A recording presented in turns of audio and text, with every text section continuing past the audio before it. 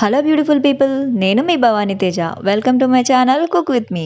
ఈరోజు మన వీడియోలో ఆరోగ్యానికి ఎంతో మేలు చేసే బోడ కాకరకాయ కర్రీని ఎలా తయారు చేయాలో చూద్దాం.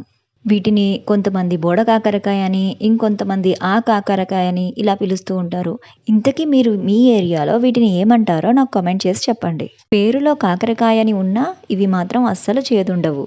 అలాగే ఇది low calorie high fibre food కాబట్టి డైజెషన్ ప్రాబ్లమ్స్ క్లియర్ అవుతాయి.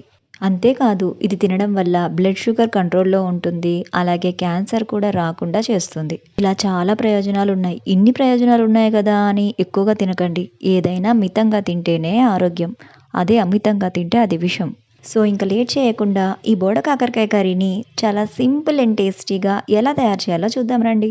నేనిక్కడ 500 గ్రామ్స్ వరకు బోడ కాకరకాయలను తీసుకున్నాను. వీటిని 4, 5 సార్లు వాటర్‌లో బాగా కడిగి పక్కన పెట్టేసుకోండి. అలాగే ఒక మీడియం సైజ్ ఆనియన్, 2 పచ్చిమిర్చి తీసుకోండి. వీటిని ఇలా మీడియం సైజ్‌లో కట్ చేసుకొని పక్కన పెట్టేయండి. ఇలానే కట్ చేయాలనేం లేదు. మీరు ఎలా అయినా కట్ చేసుకోవచ్చు.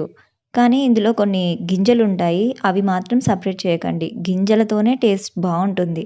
గింజలు నచ్చని వాళ్ళు సెపరేట్ చేసుకోండి.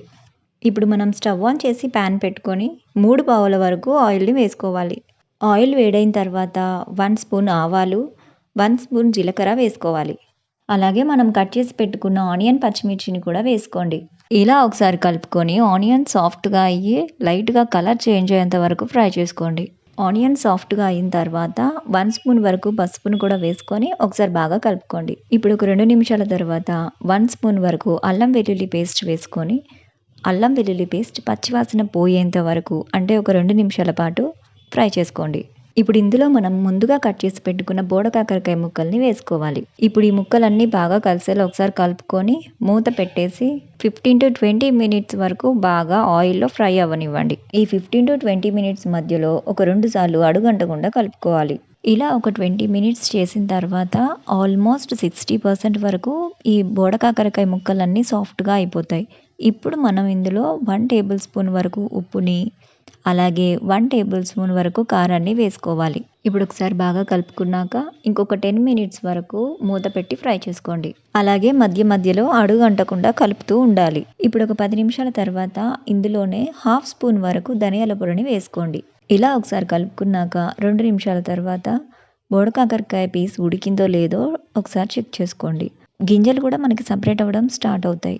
అలాగే ఒక పీస్ తీసుకొని ఇలా ప్రెస్ చేసి చూస్తే ఈజీగా బ్రేక్ అయిపోతే ఉడికిపోయిందని అర్థం. సో ఇప్పుడు మన మెయిన్ ఇంగ్రీడియంట్ వచ్చేసి పాలని యాడ్ చేసుకోవాలి. 500 గ్రామ్స్ బోడ కాకరకాయలకి నేను ఇక్కడ 200 ml పాలని యాడ్ చేస్తున్నాను. అంటే ఈ ఫుల్ వాటర్ గ్లాస్ పాలు సరిపోతాయి. పాలు మనం వేడి చేసినవి మాత్రమే వాడాలి. లేదంటే ఇరిగిపోతాయి.